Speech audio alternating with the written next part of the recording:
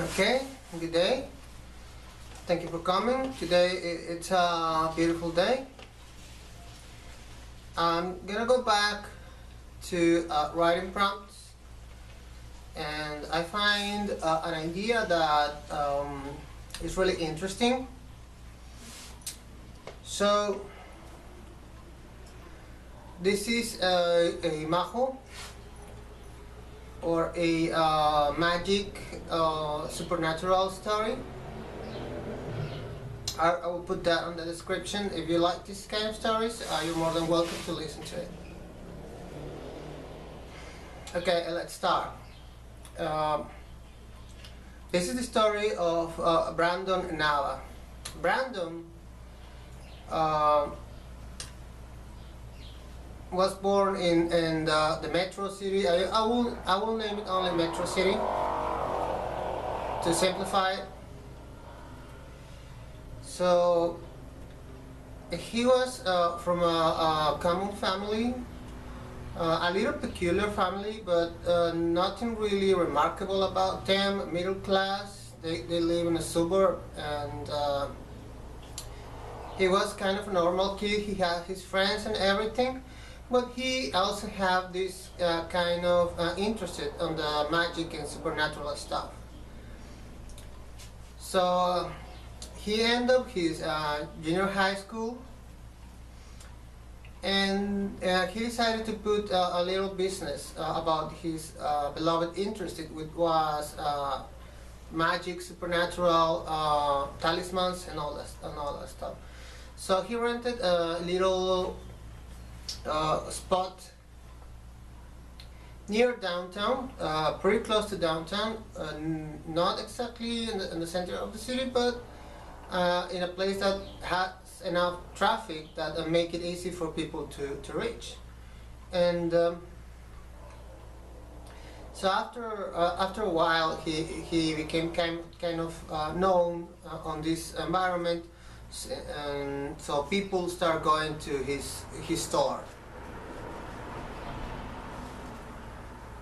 Well, in his store, he has a huge collection of aromatic candles, candles for bringing good luck, candles for bringing good vibes, candles for rejecting bad vibes, candles for attracting money, candles for attracting love.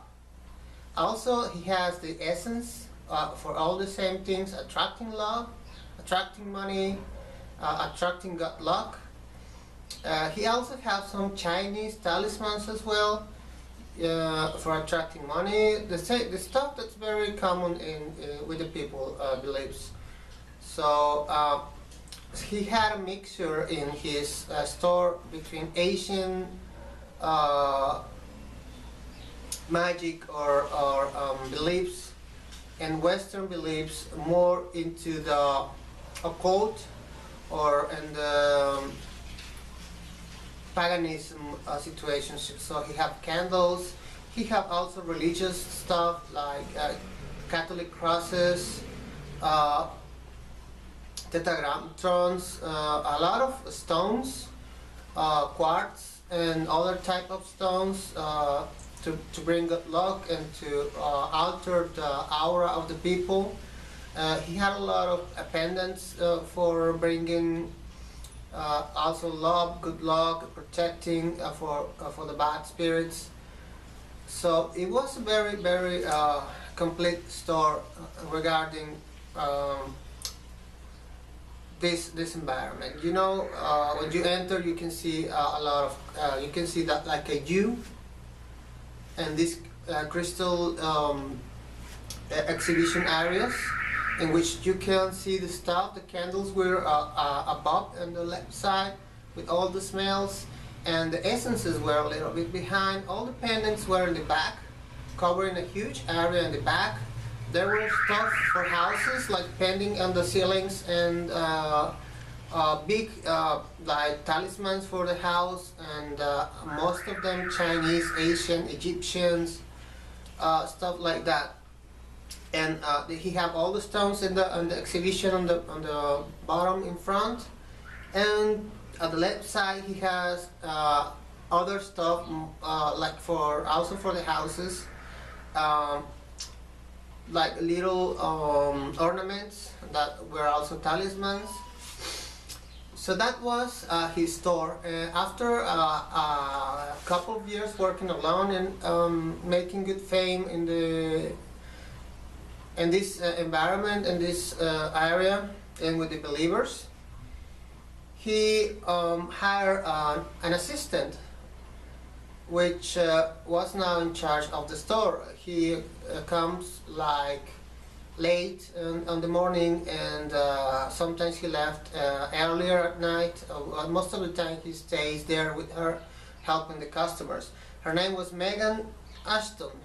So Brandon and Megan were always in this store helping customers with their needs, with love, fortune, good luck, protection and stuff. And Megan was new on this, but he learned pretty fast of which talismans are for what, and so basically to help the customers quickly and to sell these items to them.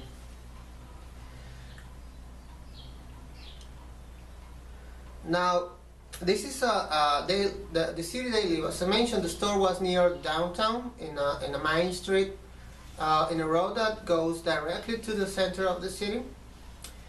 And this is a very old city in America.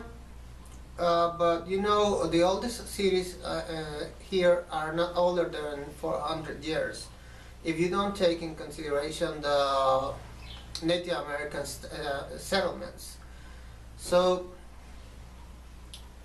oh, by the way, there were also dream catchers. Now that I mentioned Native Americans, there were dream catchers on the top side of the barn next to the pendants. Now, this city was an old city for America, so there were some folklore and ghost stories and gnomes and stuff that goes along with the people's beliefs and stuff with the time. But Brandon, even if he was interested in that, he just keeps himself kind of interested, reading about them, trying to figure out what to do and stuff, but never really went into do something about it other than selling the talismans, the essences, the smells, and all this stuff for the homeowners. So one day after they were re-established, as I mentioned, they had like 2 or 3 years with this store. A lady come into the store. He was carrying a very expensive purse. You know, one of those brands that you know they're very expensive, and you notice that the glasses that she were wearing were also kind of expensive. So you could tell this was a very rich lady just by the looks at her. Her name was Catherine Lyons. Catherine Lyons was the widow of a very rich man of the city who owns some trade companies. So they sell like type of pipelines of equipment, general equipment for the oil industry, and like bulbs and stuff. So I'm not gonna get too much into detail. Just keep in mind, he's a widow from a very rich man, so he was a very rich widow. So he enters into the store looking for some talisman for his house, and also some essence or something to do with the bad vibes. You know, to keep the bad vibes that people give to the rich people constantly is something very common. Rich people put them in the front of the house to keep the envy away for affecting them. So they sell them a lot of stuff. One of the biggest items that they have, and some essences and stuff. And she left. So they keep on with the regular customers for a couple of weeks, and Miss Lyons came back, and she said, "You know what? The stuff you sell me did work a little, but I still have an issue. So I want you to please come to visit my house and help me with the situation, because there's something going on. I feel a very bad vibe inside that house. It's getting worse and worse. I'm hearing noises. There's some spots of the house that feel very cold. I just have a very bad feeling about the house, which I haven't felt before." So after a couple of minutes deliberated and thinking about, Brandon decided to go along with this lady, because she offers a good sum of money just for him going and seeing the house and trying to figure out what was going on, because this was not his,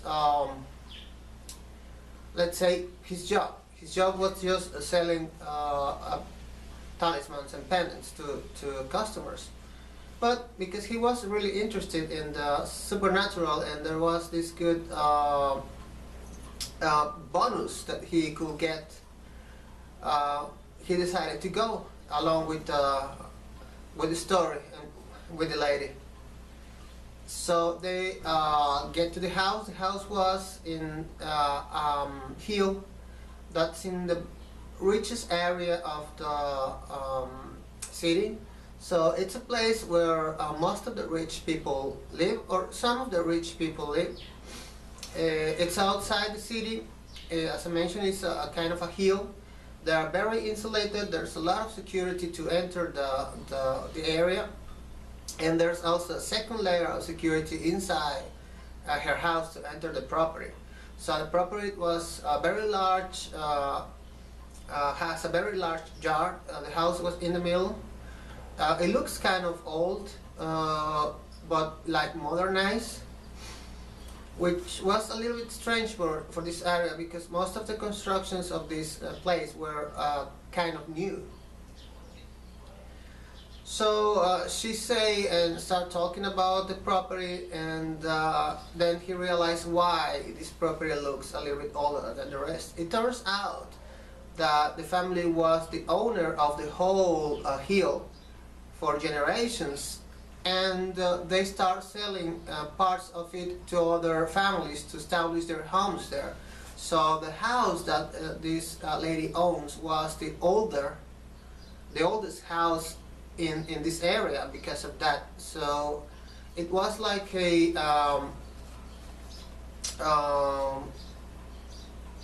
let's say outside of the city house, just to go and relax for the family. And they have a house in the past. I mean, for first generations, they have houses downtown. They move to another area, but they always keep this property so they can spend some time there and relax. And they also like to hunt and stuff, which is not longer a thing in these days. So they entered the lion's mansion, which was not really that big. It was a house like they had. They enter. They had this hall in the middle, like a reception, which was quite large for a house, but not really large, because we're talking about an old house. Now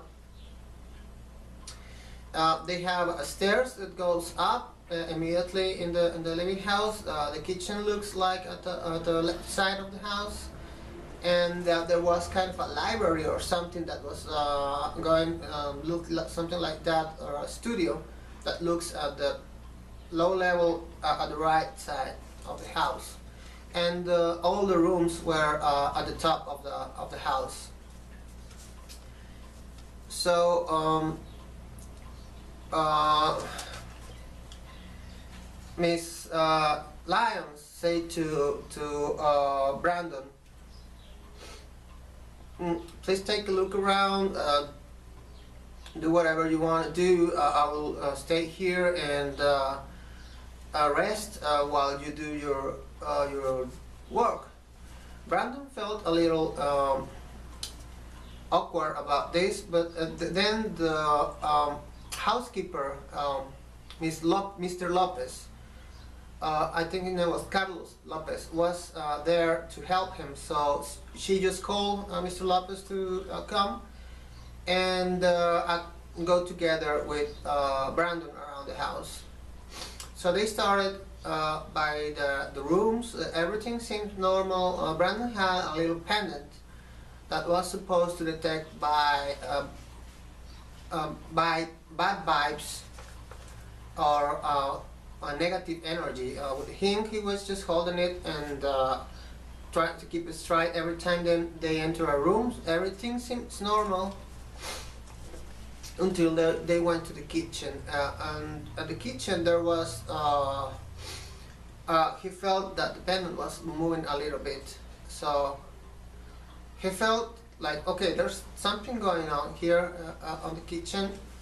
So as I mentioned, they started upstairs, they moved on the first floor, and they ended up in the kitchen. They felt something strange there, but they said, well, it's not that big of a deal, let's go outside and take another look, just to make sure. So they move around the outside of the house, and they find this small shaft that was outside, and Brandon asked, what is this, to Mr. Lopez? Oh, what is this shaft? What is it for? It's just to keep tools and stuff for the yard and everything. So, well, let's try and see there. And they went in there, and he felt this little movement in the pendant as well. So he said, well, there's something going on here in the kitchen, but it's not really a big deal. So if you don't mind, I would like to, but definitely there's something. So if you don't mind, I would like to go back to the store and bring some stuff with me, and come back at night and try this again. So they went back in, told that to Ms. Lyons, and she said, well, okay, I agree on that. I will let you come here at night. Mr. Lopez, please help him with whatever he is trying to do. Okay? So they went back to he went back to the store with Miss Lyons' chauffeur, and pick up some stuff and waited for the night. When the night started, or very late in the evening, they went back to the house. So they arrived when the sun was just setting, and with a lot of stuff together, like a small backpack with stuff. At this time, he asked Megan if she could come with him, because she thought she might need a little help. Megan was not sure about this, but at the end she said, okay, I will come with you, just for this time. Also, she didn't have any plans for this night, because she had a boyfriend, but she was going out to this game and with his friends, because he has another friend birthday or something, and she didn't want to go there because he didn't like his friends. They were pretty noisy. They always get drunk. So she decided she like go with him. She like come and see this strange thing. And but she was more curious about the mansion and the house and the property than anything else. She just wanted to see how the rich people live. That was more into his interest than this supernatural stuff. So she decided to go with him just for this time, and so there she was. Well, after they arrived to the house, they put some marks on the floor with some dust. And they put like a black type of fabric on the floor, and they put some marks, some stuff on it, trying to increment the energy and find out exactly what was going on. They did the same on the shaft, and they waited. So by this time, Brandon brought him an old manuscript about witchcraft which he was not really familiar with. But